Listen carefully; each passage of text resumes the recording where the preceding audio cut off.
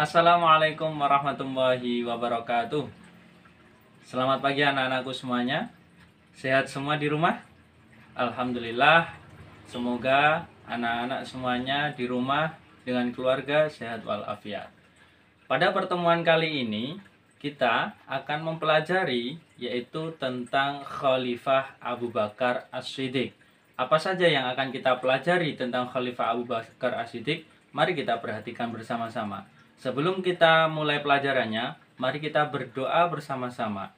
Sikap sempurna, berdoa, mulai. Berdoa, selesai. Ya. Mari kita mulai pelajarannya. Apa saja yang akan kita bahas tentang Khalifah Abu Bakar As-Siddiq? Yang pertama adalah, kita lihat. Yang pertama adalah biografi Abu Bakar As-Siddiq. Yang kedua adalah kepribadian dari Abu Bakar As-Siddiq. Dan yang terakhir adalah dibaiatnya menjadi seorang khalifah. Kita mulai. Yang pertama adalah biografi dari Abu Bakar As-Siddiq. Nah, perlu anak-anak ketahui, Abu Bakar itu bukan nama asli dari beliau. Nama asli dari Abu Bakar As-Siddiq adalah Abdul Ka'bah, atau nama aslinya adalah Abdullah bin Quhafah At-Tamimi. Kenapa dikatakan Abdul Ka'bah? Karena pada ceritanya ketika ibu dari Abu Bakar sebelum Abu Bakar lahir itu selalu melahirkan putra laki-laki, akan tetapi setelah lahir akan meninggal. Maka ketika sebelum kelahirannya Abu Bakar, ibu dari Abu Bakar bernazar apabila dia melahirkan anak laki-laki kembali, maka anak laki-laki itu akan diserahkan, akan ditanggungjawabkan untuk mengabdi ke Ka'bah. Maka ketika Abu Bakar lahir, makanya diberi nama Abdul Ka'bah, orang yang mengabdi ke Ka'bah. Nah, kemudian nama ayah dan ibu dari Abu Bakar adalah Utsman bin Sa'ad dan juga Ummu Khair Salma. Di situ adalah salah satu keturunan Quraisy. Kita lanjut.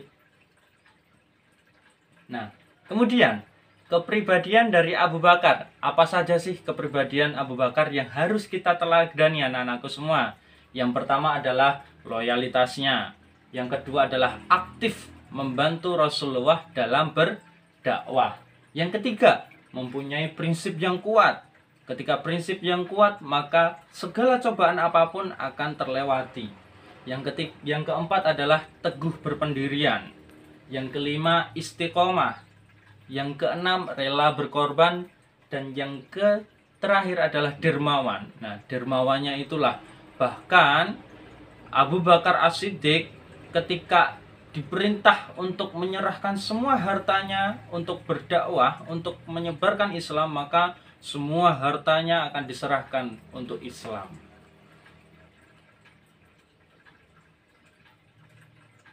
Nah, salah satu bukti kedermawaan dari Abu Bakar adalah memerdekakan beberapa budak dari Quraisy. Nah, budak siapa saja yang dimerdekakan oleh Abu Bakar?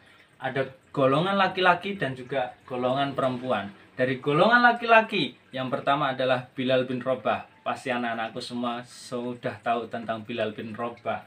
Yang kedua adalah Amr bin Fahirah. Dan yang terakhir adalah Abu Fakihah.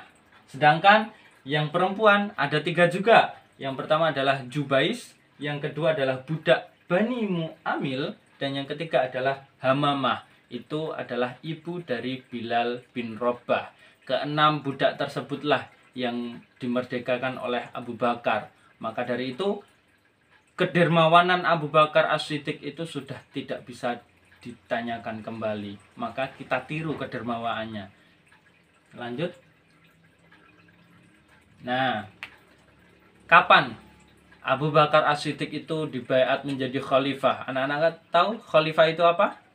Khalifah adalah pemimpin Islam.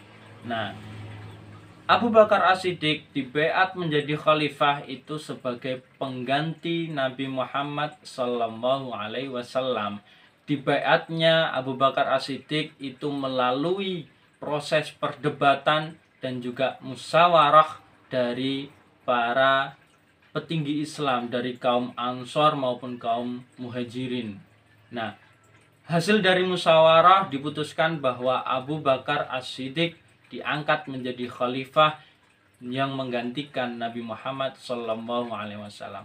Salah satu alasannya adalah karena Abu Bakar As-Siddiq sering menjadi pengganti Rasulullah SAW. Salah satunya yaitu menjadi imam ketika Rasulullah SAW sakit. Maka dari itu Abu Bakarlah yang menjadi khalifah dan dibaiat oleh para petinggi-petinggi Islam. Walaupun ada beberapa golongan yang tidak menyetujui, akan tetapi itulah hasil dari musyawarah yang diselenggarakan di Bukit Sakifah. Nah, dari sini anak-anakku semua, kita pahami kembali, kita cross-check kembali. Silahkan nanti video ini kalian putar kembali. Kemudian yang terakhir adalah tugas individu anak-anakku semuanya. Apa tugasnya?